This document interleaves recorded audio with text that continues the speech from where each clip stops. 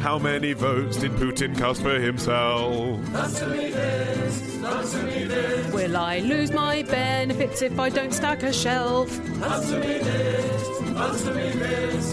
Helen and Ollie, answer me this. Last week, Ollie sat a Myers-Briggs personality test that told him that he was, as he suspected, just like the Little Mermaid. Well, Adam from Hemsworth says the Little Mermaid was a woman, right? Well, debatably, she's a fish. That's right. Half woman, half fish. Yeah. So that must mean she had a period every month. Her lower half was fish. That's right. Fish don't have periods in the conventional human way. It's hard to know when mermaids reach puberty, isn't it? And it would also have been hard, I think, for Disney to have designed a character that they could have commoditized as a soft toy across the world if it had the face of a fish and the legs of a girl. He says that if we take this to be true... Which we don't, because it's a fantasy, it's a fairy story, That's right. It's a cartoon as well. Then how did the Little Mermaid ever escape getting eaten by sharks? The masses of blood would have surely attracted sharks from miles away. Lovely. Which would tear her limb from limb. Okay, but the Little Mermaid is most popularly associated with Denmark, right? You know, there's the statue of her in Copenhagen. Not sure there's shark-infested waters around there. They've got giant squids. I'm not sure they have singing crabs in Denmark, though. Look, I saw a lot of Blue Planet and I didn't see a single singing crab in that, but maybe it was just the Foley effects did not reflect the crab's true voice. I don't think the Little Mermaid had periods when she was in the sea because she had a tail. She didn't have a vagina. Yeah, I think that's right. She didn't poo either. Would this have been an issue for any other half-man, half-beast type creatures? I'm thinking of the Minotaur here. No, he was all right. He had orifices. No, but what's the deal there? Did he have head of a bull and then body of a man? But I'm just saying, I mean, you don't worry about this, do you, when you're studying mythology? A centaur. Yeah, but they've all got sexual human bodily and excretion functions. parts. Yeah, so actually, the Little Mermaid's quite unusual in being a half beast that doesn't have human bodily functions. But this is the problem when you're half mammal, half fish. Yeah. You know, if you're half mammal, you've probably got a sufficient complement That's right, of yeah. reproductive and excretion organs. Yes. There's a lot more overlap, isn't there? Actually, that would have been great had the Minotaur done some poos that Theseus stepped in when he was making his way around the labyrinth. Well, here's another fairy tale from Sean from Edinburgh, who says, for the past few weeks, I've been emailing a man in London through work. Today, I googled his name for reasons I myself am not quite sure of, and it turns out he's a former member of the band Top Loader. Really? Good Touched Lord. by celebrity. Last week, Gabrielle. This week, Top Loader. We're only 2 steps away from a one-hit wonder of the mid-90s. Who were, in any case, covering someone else's song from the 60s. I mean, I was really hoping for one of the Long Pigs. Anyway, answer me this, Ollie. How do I let him know that I know and tell him how happy I am to be chatting to him without coming across as a huge stalker? Too late for that. The stalking has already happened. Yeah, well, all you've done is Google him. I mean, that's standard practice across every social interaction and business now, isn't it? You don't meet anyone without Googling them if you're interested in them in any way. So I don't think it's weird, actually, just to come out and say, hey, man, I was Googling you. I can't believe you're in Top Loader. That's brilliant. That's not weird. That's not stalkerish. That's fine, isn't it? I think it is a bit weird. We don't know what the nature of Sean's business is. If it's someone he's selling bathroom tiles to, it's too much. If it's someone who's looking for career rehabilitation, then yes, finding out that he used to be in Top Loader and no longer is, because they're now a 4-piece and they were a 5. Right. Apparently they had a new album out last year. I missed it. Yes, yeah, I missed that. The Cranberries have got a new album out as well. Oh, really? I only knew that because I walked past HMV and I heard coming through the speaker, and I was like, oh, Cranberries are back then. I understand what you're saying, that it's a bit weird to mention it to him, but that's only because actually he was in the public eye. If he wasn't, if, for example, he Googled him and he found out that he designs awesome prints of camels... Yeah. If he said, oh, I Googled you, and that's really cool, that stuff you do with camel prints. You're top of the game on the camel prints. Then that world. wouldn't be weird, would it? So you're only saying it's weird because he used to be a celebrity, and bearing in mind that he used to be a fairly minor celebrity and he isn't anymore, I still don't think it's that weird. I think it's fine. Well, you could start hinting. You could say, so, did you ever have an interesting job, maybe in a band? Top Loader would probably be glad of the attention. Hi, Helen and Ollie. It's Sam, currently in a jury's inn at Heathrow Airport. Rock and roll. Answer me this. What's toothpaste made of? Are we to infer that this jury's inn does not have adult channels on the television? or it does, and he's wondering whether he can use toothpaste as a lubricant. Oh, I wouldn't if I were you. If you let it dehydrate, it'll just turn to powder, and that will, if anything, make the lubrication even worse. Right. Good to know. Good. Well, I haven't tried it. This is just my scientific assessment. What is toothpaste made of? Fluoride? 20 to 42% water and 50% abrasives. Like things just to make it... Well, it's just sort of scratching the plaque and crap off your What's teeth. that made from? Like bits of broken... Well, like bicarbonate of glass soda. or- It's essentially like bicarbonate of soda or salt, but now they might use different chemicals than salt. And then, fluoride, It as is you say. mind-boggling, though, isn't it, the manufacturing process? Like, how do you get fluoride as well? Like, that doesn't really tell you anything, does it? Saying it's got fluoride. I don't know where to get fluoride from. Well, Is there a that's 'cause- fluoride mine? Yeah, but luckily you're no longer in the toothpaste manufacturing business like you true. were as a young man. Yeah. Toothpaste is not really better than just using bicarbonate of soda or salt. You could just use those. Well, my dentist told me that if I was out of toothpaste, just use water. Yeah. Just clean your teeth, just the Because same. the As long as you're brushing- getting a thorough brushing. The brushing is more important than the paste. And do you know that herbal toothpastes often contain myrrh? I didn't. Nor did I. Isn't that funny? That would be useful if anyone brings my child a present when it's born, In fact, thinking it's the Messiah. I'll have something to do with it. Yes. I was recently watching a documentary about the survivors of the crash that was immortalised in the book and film Alive. Mm-hmm. Did And- they stay at the jury's in Heathrow? They don't go near airports now. Oh, okay. They had a tiny dab of toothpaste for pudding Oh, right. because Yeah, nice. they didn't have much else to eat, as everybody For pudding knows. after eating someone's arm. Yeah, you need something to take the taste away. Yeah. Just a little palate cleanser. It's funny how something like toothpaste can become a treat in the right Yeah, circumstance. yes, I can see, yeah. A mate of mine has his Christmas party every year at, I don't think it's the Jury's Inn, I think it's the Marriott in Heathrow. Why? Isn't that depressing? Does he Because- really like airports? Some people love being where planes are. Well, it's not his decision. It's he works for a company that runs buildings, and I think their head office is near Heathrow. Oh, okay. So when you say his Christmas party, you don't mean the one that he chooses to throw for all his friends. Oh, yeah. He You doesn't mean invite us all corporate to gathering. Weatherspoons at Heathrow, yeah. Guys, I found the best place. I love it. Love it. Well, when he told me, I was like, "What? You're having your Christmas party where?" And he was like, "No, it's really good because the company can afford to get everyone. They put loads of money behind the bar, and they can afford for everyone to stay there because it only costs like 30 quid a night." And at the end, you go and pick up something off the baggage cart, and it's like getting a present. I've got a question. Then email your question to answer me this podcast at googlemail.com. Answer me this podcast at googlemail.com. Answer me this podcast at googlemail.com. Answer me this podcast at googlemail.com. So, retrospectors, what historical events are we ticking off on this week's run of Today in History? On Monday, the anniversary of the day Ozzy Osbourne and a bat came face to face on stage. On Tuesday, we go back to the future with a potted history of the DeLorean. On Wednesday, why is the Pope guarded by those guys in floofy hats? On Thursday, how the Rock and Roll Hall of Fame ended up in Cleveland. And on Friday, was Henry VIII really an asshole, or was it just the result of a jousting accident? We discuss this and more on Today in History with the Retrospectors. 10 minutes each weekday, wherever you get your podcasts. Okay, it's a question about balancing your home budget and financial responsibility now. That sounds fun, doesn't Bad it? way to sell it, They've Ollie. come to the right place.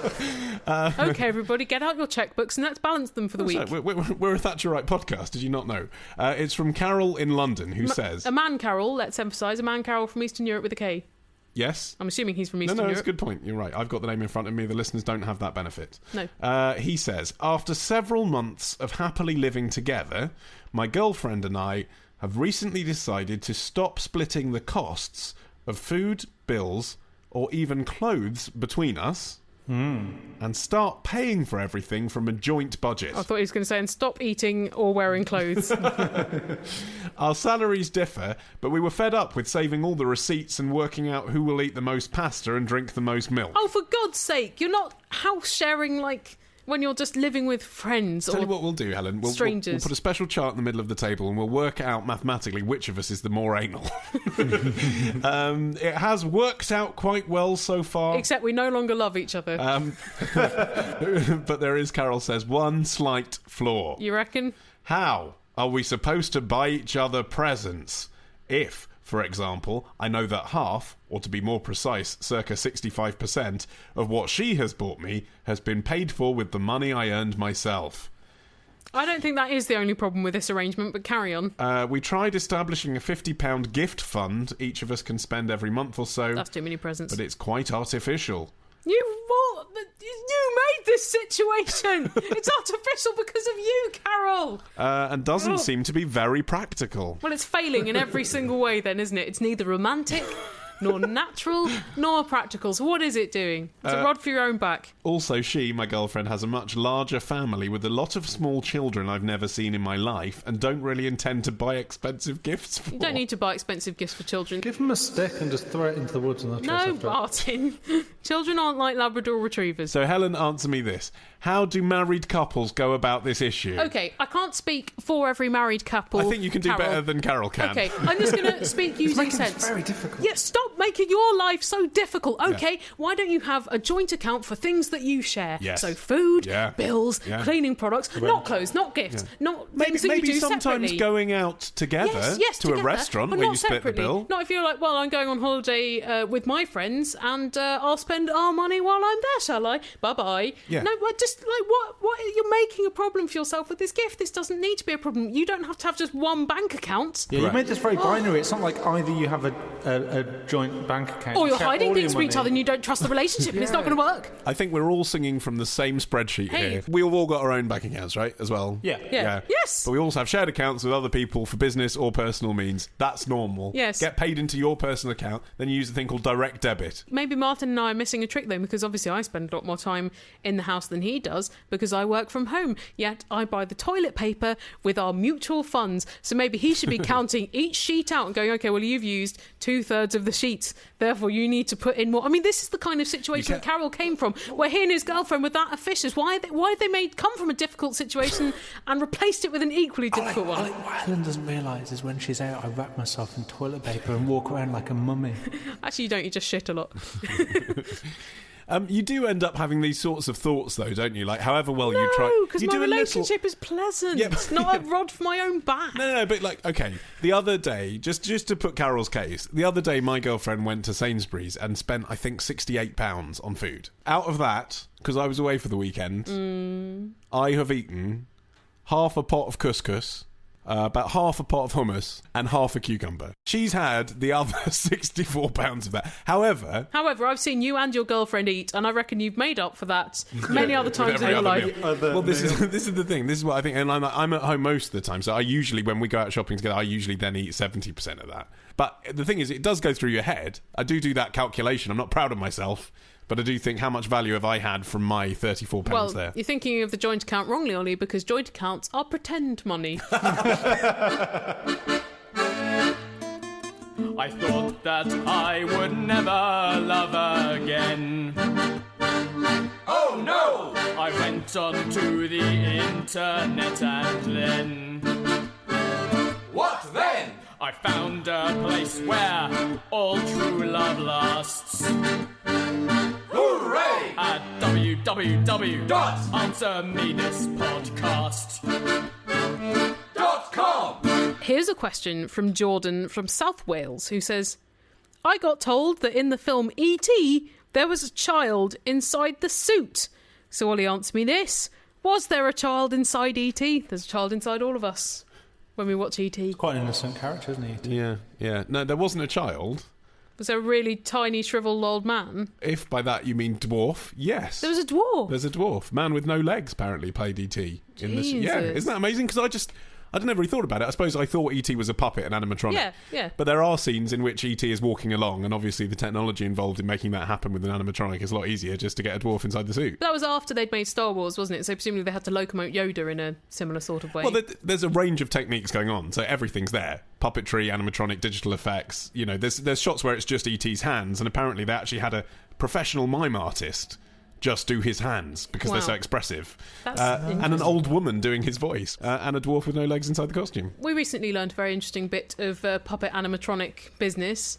You know the film Return to Oz? Very frightening. I do, although I haven't seen it since I was about 7 because it did make me crap myself then. It is still scary now. Really good. Better than the original. It's not better than the original. It is better No, than the it's original. not. The original is one of crap. the all-time classic films. It's not one of the all-time classic Yes, films. it is. It's It kitsch. objectively It's is. just Okay. kitsch. Oh, okay, so if it's kitsch, then it must be rubbish. That's the definition of kitsch. It means rubbish in German, Ollie. Come on.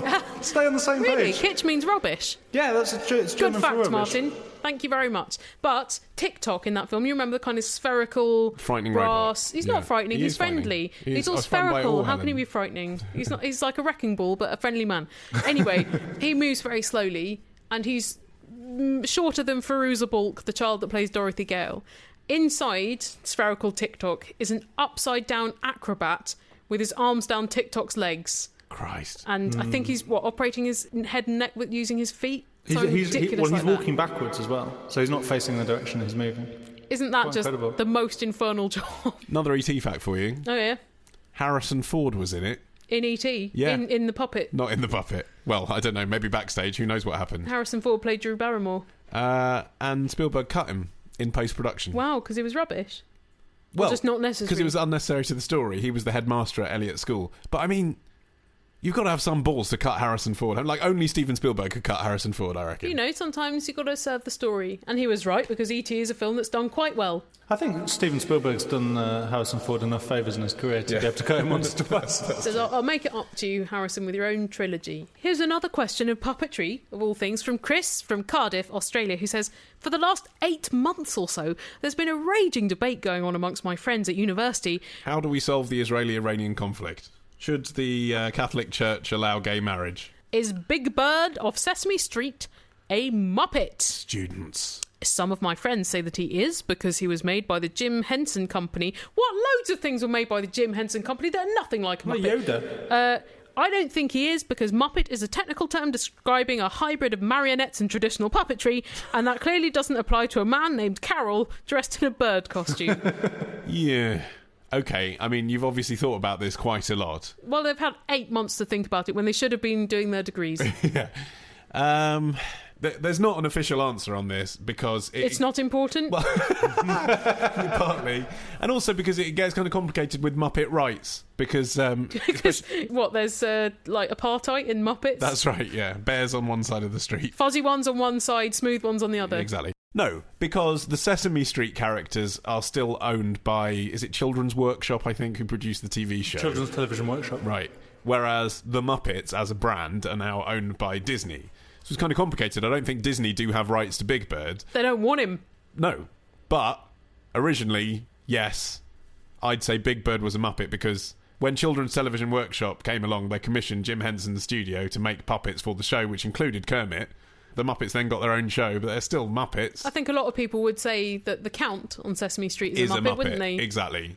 And, yeah, it's But Muddy then- Water because Kermit appears in both shows. Muddy Waters is definitely not a Muppet. He was a blues musician.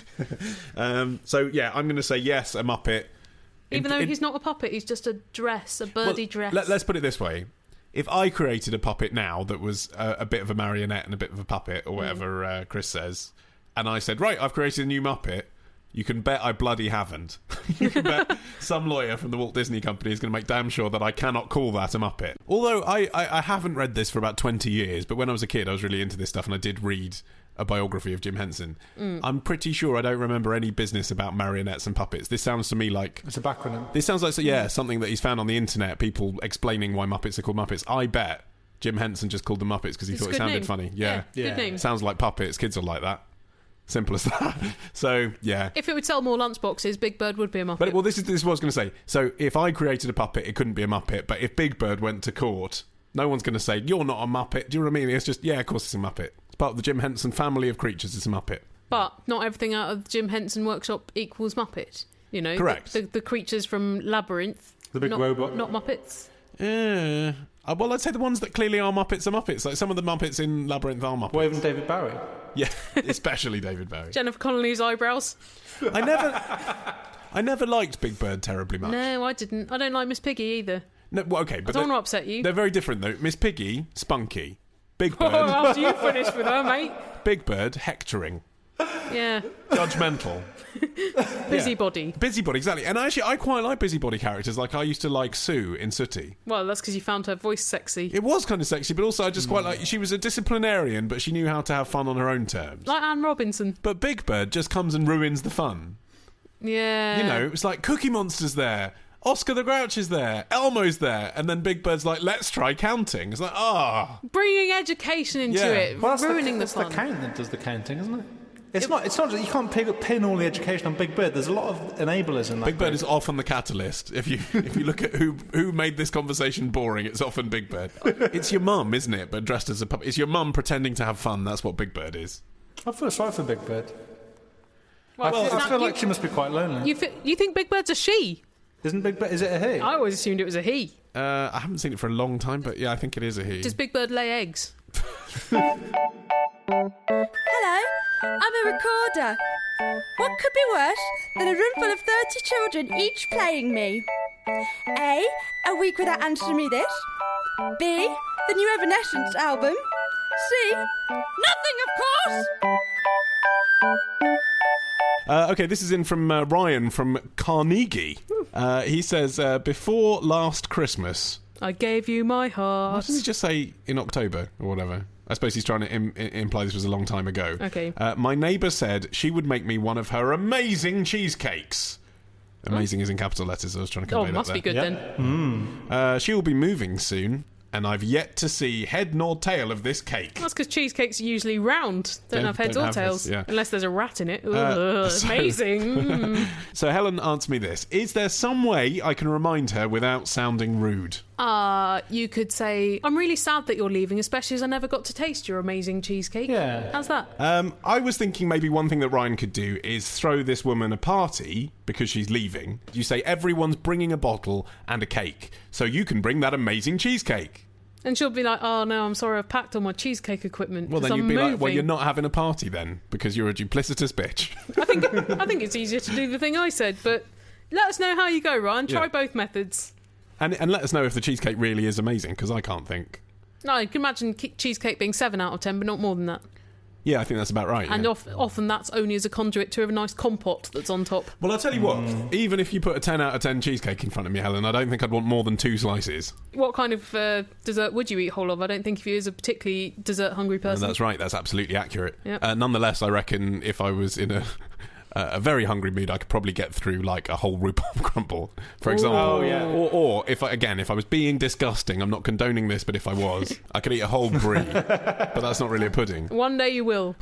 Well, Ryan's very inquisitive because he's got another food-based question for us. Super. And it's this, Helen, answer me this. Why is a sandwich called a sandwich? Everyone knows this, don't they? I'm surprised if they don't. I'm surprised we haven't done it on the show before. It's because it's just one of these things that everybody knows. Yeah, that's right. It was because the person who invented it was a witch and their hat was full of sand. It's so well known that I assumed it was a myth, actually, that it was the Earl of Sandwich and his manservant brought him some meat slapped between 2 slices of bread so he could carry on gambling. Sandwich is in Kent, is that right? It is, and it's very close to a town called Ham, which is beautifully apt. Well done, Kent.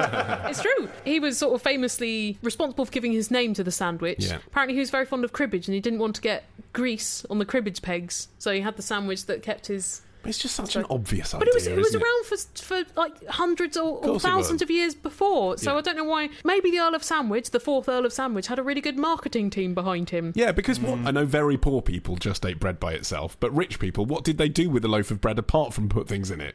Like, surely they always put stuff on Well, it. they throw it at peasants.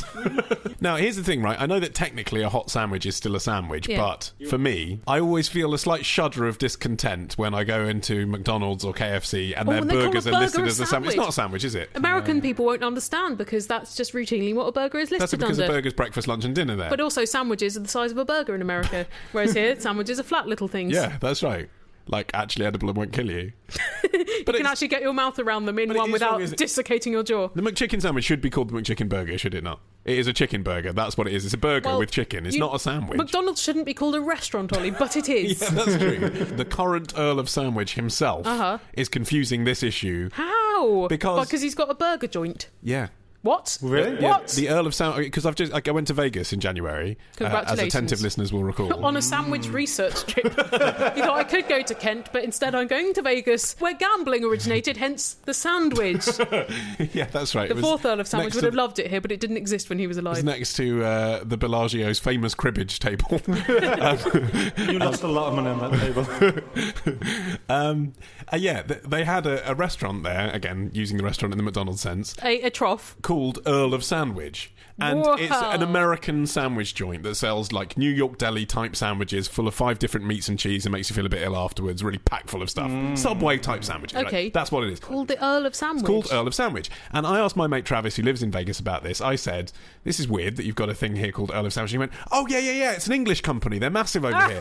And I was like, there's no way that's an English company. They've obviously told you Americans that it's an English company. But this is clearly a burger joint for Americans. This would never fly in the UK. And he said, no, I saw this whole thing on CNN about it. The Earl of Sandwich set it up, and it's the most popular sandwich restaurant in the world.